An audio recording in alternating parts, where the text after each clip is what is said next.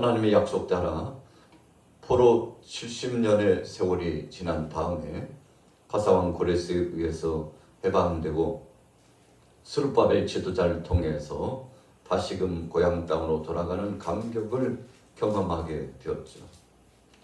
그 이후에도 숱한 시간이 흘렀습니다. 그럼에도 불구하고 아직도 예루살렘 성곽이 완성되지 않고 문짝도 달지 못하는 안타까움이 있었죠. 그 이유는 무엇이었습니까?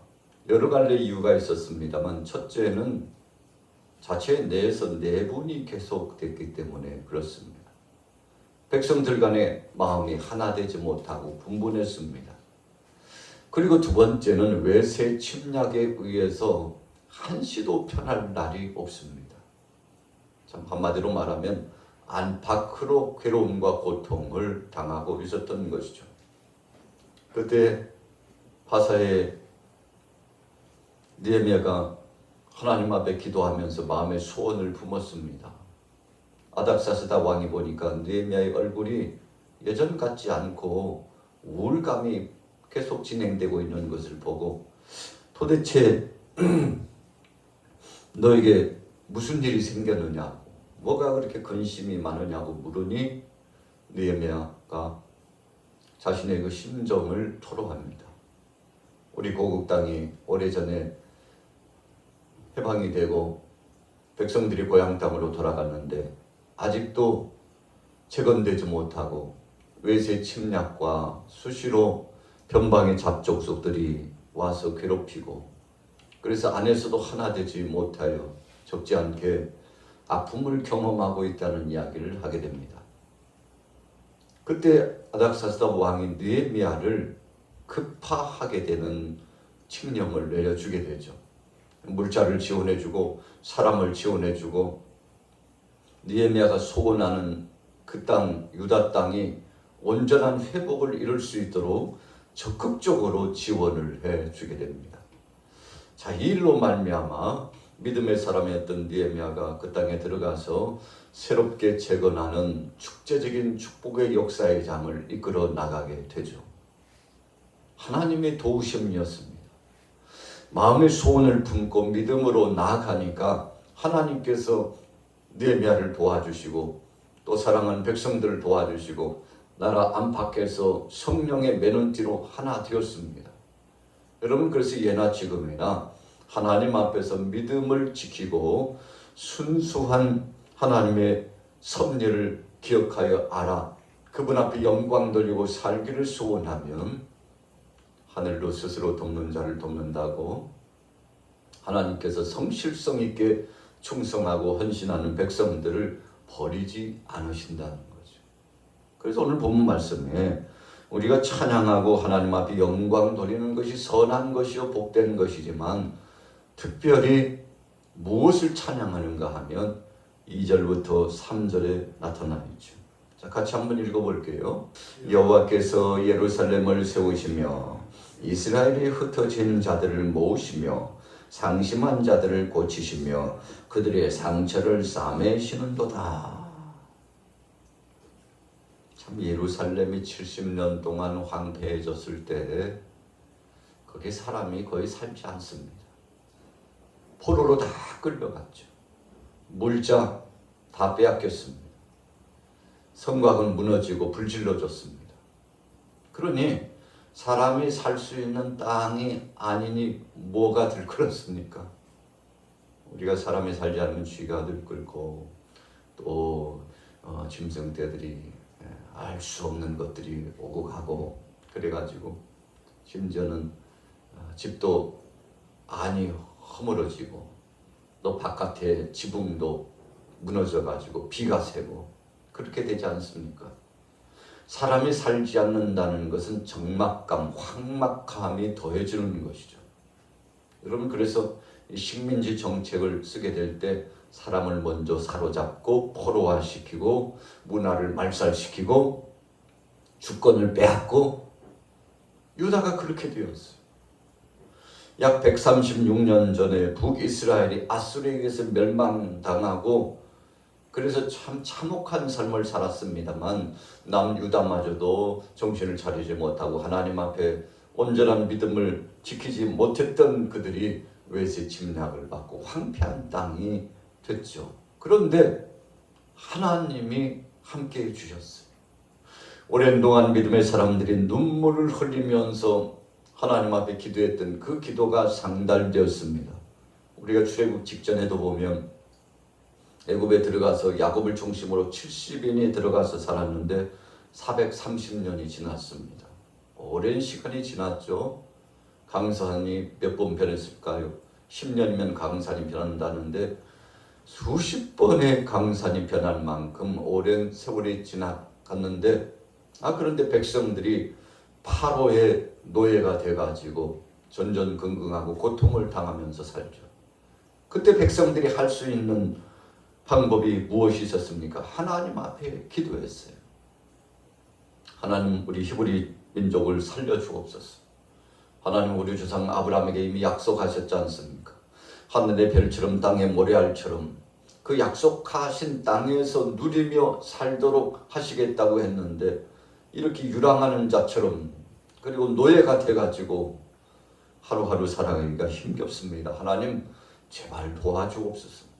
저들의 눈물 흘린 간절한 기도, 통곡의 기도를 하나님이 응답하셔서 지도자 모세를 급파하시고 아론을 세우시고 훌을 세우시고 미리암을 동역하게 하시고 그래서 마침내 모세를 중심으로 해서 대단원의 하나님의 군대, 백성들이 애굽에서 탈출하게 되고 하나님께서 보내주신 거죠. 모든 것을 하나님이 조성하시고 만들어 주셨습니다. 여러분, 그래서 저들이 해방의 감격을 누리고 약속의 땅 가나안 땅에 들어가서 정착하며 살게 되지 않았습니까? 자, 이 모든 것도 하나님이 세우신 겁니다. 오늘 2절 말씀에도 예루살렘을 세우시며 이스라엘의 흩어진 자들을 모아주셨도다. 그래서 세우시고 모아주시는 하나님. 우리 양화교회도 건재하게 주께서 세워주셨으며 앞으로도 책임져 주시고 수많은 영혼들이 이 교회를 통해서 구원받아서 저 지나가고 열매를 맺고 하나님 앞에 영광되게 하는 이런 과정들을 하나님이 하십니다. 우리는 그런 섭리와 하나님의 운행하심을 믿습니다. 자, 3절 보세요. 상심한 자들을 고치시며 그들의 상처를 싸매 주시는도다.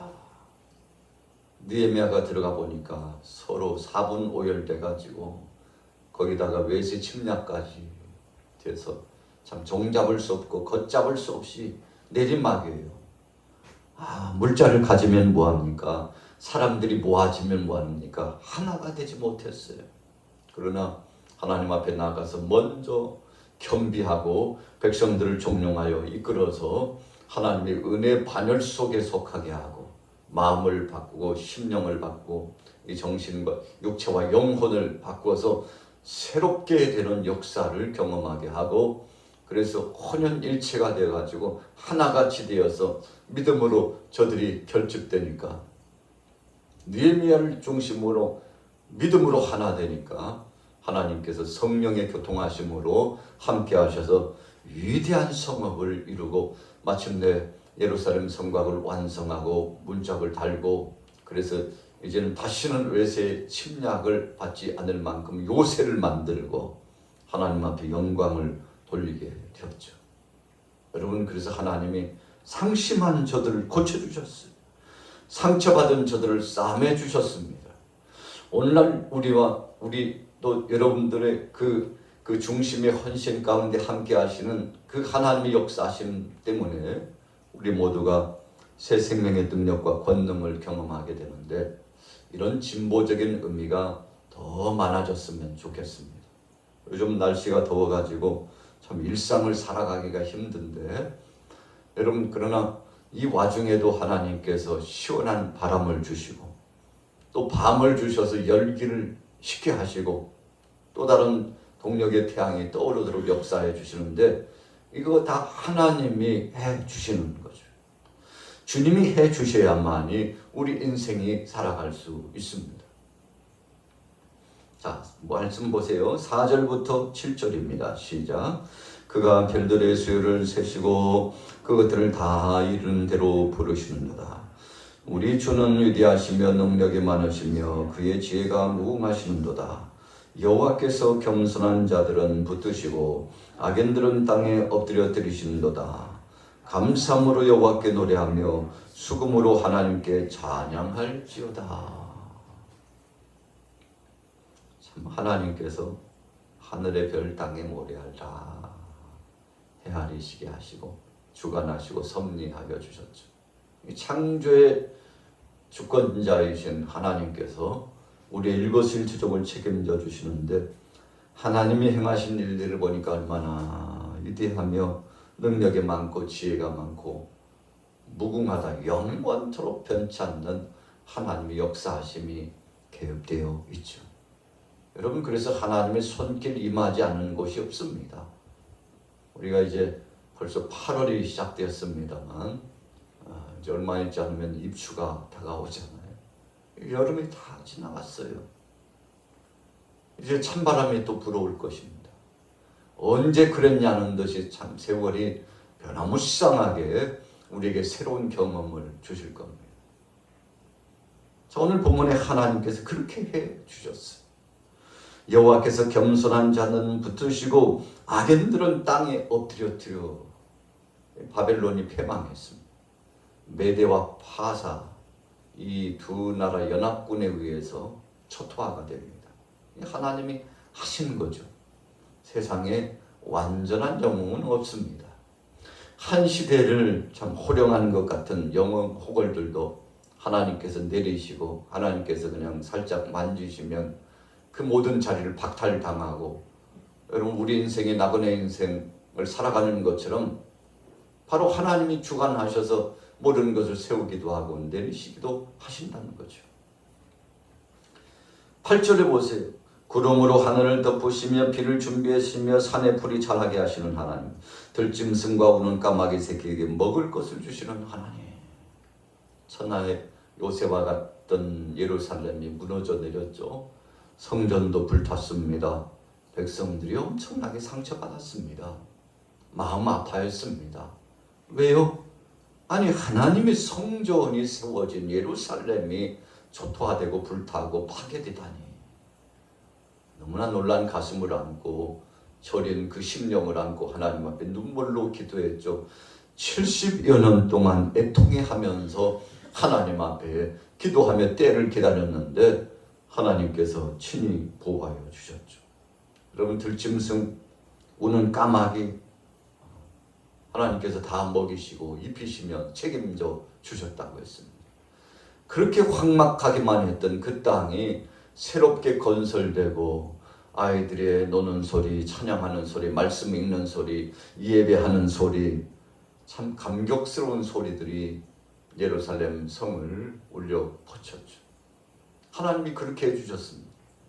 오늘 여러분들의 가정도 사랑하는 자녀들도 이런 일들이 좀 많아졌으면 좋겠습니다. 그래서 찬양의 감격과 기적의 역사를 체험했다는 전화 통화와 또 기쁨의 희소식과 이런 것들을 주고받으면서 축제의 잔치를 진행하는 그런 역사. 오늘 본문은 바로 그런 분위기가 감돌고 있습니다. 10절에 말의 힘이 세대하여 기뻐하지 아니하시며 사람의 다리가 억세대하여 기뻐하지 않지만 언제 기뻐하십니까? 여호와를 경외하는 자들과 그분의 인자하심을 바라는 자들이 있으면 나는 기쁘다. 여러분, 이게 무슨 말씀인가 하면 참 하나님의 뜻을 멸시하고 떠났던 백성들이었죠. 하나님이 마음이 아팠어요. 심승대가 힘이 있고 또 사람들이 기력이 왕성하면 뭐합니까? 하나님을 경외하는 믿음이 없으니 추풍낙엽처럼 우수 다 떨어졌죠. 멸망당했습니다. 하나님을 경외하고 찬송하고 예배함이 없었던 그 땅에 참 비비리느냐는 비극의 역사가 진행됐죠. 그러나 하나님께서 씻을 것을 다 씻고 회복시킬 것을 회복시키셔서 다시금 재건의 기쁨을 누리게 해 주셨다는 거죠. 12절이요. 예루살렘아 여호와를 찬송할지어다. 시온아 네 하나님을 찬양할지어다. 예수님께서 예루살렘에 입성하실 때 종려나무 가지를 흔들면서 호산나 호산나, 여러분 손을 높이 들고 주님의 성호를 찬양하고 경배했죠. 예수님 어서 오시옵소서. 왕께서 여기에 들어오신다 하고 왕의 행차를 찬양하고 경배했던 모든 백성들이 마침내 주님께서 십자가에 고난당하시고 죽으시는 구속사의 완성을 경험하게 되지 않았습니까? 자, 13절에 그가 내 문 빗장을 견고히 하시고 내 가운데 있는 너희 자녀들에게 복을 주셨도다. 느헤미야가 성벽 완성을 하고 문짝을 딱 달았는데 얼마나 기쁜지요. 성벽을 둘레를 쌓아나가고 이제 문도 달아야 되는데 밤사이에 와가지고 적들이 다 깨부셔버려요. 경계 이 근무가 조금 느슨한 틈을 타가지고 몰려와가지고 다 파괴해버립니다. 그러니 백성들이 속상하고 마음 아파가지고 살 수가 없어요. 그런데 하나님께서 도와주셔서 느헤미야를 중심으로 새롭게 재건의 기쁨을 누리게 해주셨다는 거죠. 그래서 문빗장을 견고히, 이제는 외세의 침략이 들어오지 못하도록 완전한 건설의 역사를 이룬 것이죠. 14절 내 경례를 평안하게 하시고 아름다운 밀로 너를 배불리 하시며 그의 명령을 땅에 보내시니 그의 말씀이 속히 달리는도다. 여러분, 하나님의 말씀 기쁨의 소식들이 전해지고 흥분을 감추지 못하고 감사하며 주님 앞에 영광 돌렸는데 참 복된 시간들입니다. 축제적인 시간입니다. 너무 감사해요. 돌이켜봐도 이것이 꿈인지 생신지 알 수 없을 만큼 너무 감격스러워요. 자, 결론입니다. 눈을 양털같이 내리시고 우박을 떡 부스리같이 뿌리시는 하나님. 그러나 죄를 감당하게 하시고 모든 것을 능하게 하신 그 하나님, 그의 말씀을 보내사 그것들을 녹이시고 바람을 불게 하신 하나님.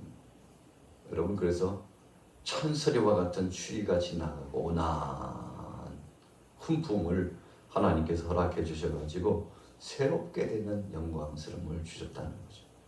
우리 양마교회가 올해 주제가 새롭게 하옵소서. 하나님 새롭게 하옵소서. 오늘 느헤미야 선지자를 중심으로 예루살렘이 새롭게 되었습니다. 얼마나 감사할까요? 19절 말씀 20절까지 읽습니다. 시작. 그가 그의 말씀을 야곱에게 보이시며 그의 율례와 규례를 이스라엘에게 보이시는도다. 그는 어느 민족에게도 이와 같이 행하지 아니하셨나니 그들은 그의 법도를 알지 못하였도다. 참 감사한 것입니다. 여러분, 주의 말씀이 내 발의 등이요 내 길의 빛이니이다. 다윗이 그렇게 고백하면서 하나님의 말씀이 많은 것이 이렇게 기쁘구나. 우리가 오늘 새벽에도 나오셔서 예배하는데 시편 147편을 하나님이 선물로 주셨죠. 저는 이 말씀을 묵상하면서 강론을 하고 하나님의 뜻의 말씀을 전하고 복이 임하고 은혜가 임하는 이 자리 아닙니까? 얼마나 감격스럽습니까?